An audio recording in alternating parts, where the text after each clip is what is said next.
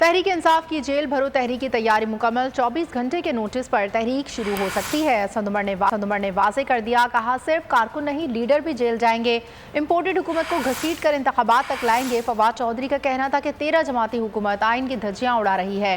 مریم نواز اور election commission عدلیہ کے خلاف چل رہے ہیں، قانون اپنا راستہ ضرور لے گا۔ گورنرز نے الیکشن کی تاریخ نہ دی تو صدر کے پاس اختیار ہے۔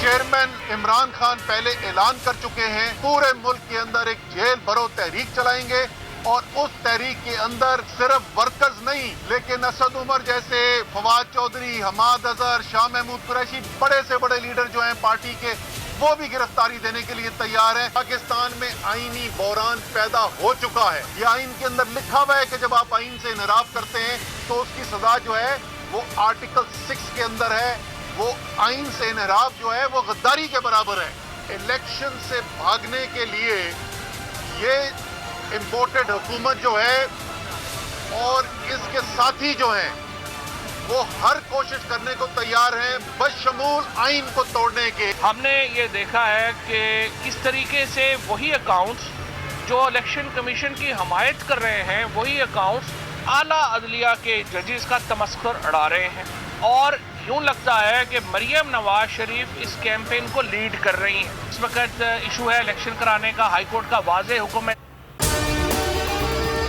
اور اگر آپ کو ہماری یہ ویڈیو پسند آئی ہے تو لائک پر کلک کیجیے۔ بول اڑائے گا سب کا ہوش، بھول جائیں گے سب اپنا جوش۔ دیکھیے پاکستان کی سب سے بڑی پی ایس ایل ٹرانسمیشن ثقلین مشتاق، رمیز راجہ، سہیب الوی، جمیل فاروقی اور فہیم خان کے ساتھ کھیل کا جنون، روزانہ رات 11 بجے صرف بول نیوز پر۔